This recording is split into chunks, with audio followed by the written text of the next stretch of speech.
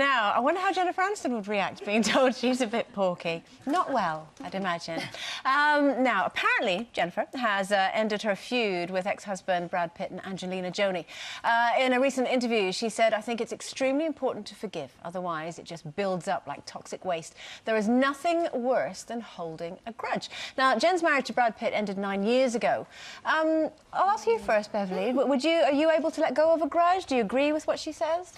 The worst thing that you can have in your life is that seed of bitterness, because when it takes root, it's like Japanese knotweed. It'll sit there and it does not dissipate. It just stays there and chokes you because it grows so quickly and so broadly, and then it overtakes everything else.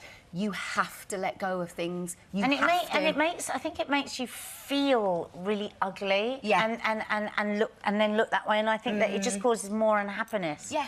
But of course, it's so hard to do, isn't it? And almost it gives an excuse. So say you're harbouring bitterness because of somebody else's bad behaviour. Yeah. It almost gives them an excuse, because then they can say to people, well, you can see why I left her, because, you know, she's doing all of this bad behaviour. Yeah. But I think the greatest revenge in life is to just get on with your life, be happy, and go out with someone more good-looking. Actually,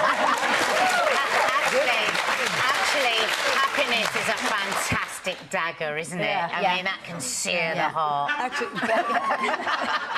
when I was growing up, my mum was way ahead of the game, really, now that I look back on it, because she used to say, no matter what it was, whether you'd had an argument, whether you'd broken something, whether you'd lost something, she'd say, now sit back and think about it for a second. Can you do anything about it? Can you say you're sorry?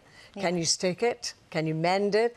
If you can, go all out and do it. But if it's out of your control, just let it go, because it's negative energy.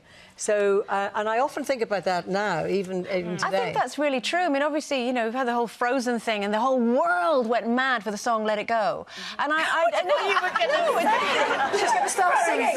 Do you know, I'm no Beverly Knight. You are so safe. I think one of the reasons for that was not only was it a really cute song, was the whole "let it go" thing, because that's what that is what you have to do. And I remember reading somewhere that, you know, holding on to anger is like holding on to a hot coal and expecting the other person to get burned. And that is what you. That's a great one. That's so. I'm going to tell my daughters that one.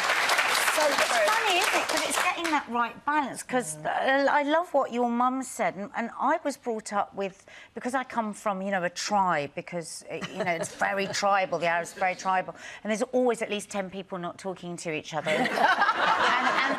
But my father was like, in the midst of it, spoke to everyone, and yet he brought us up to say, don't just smile.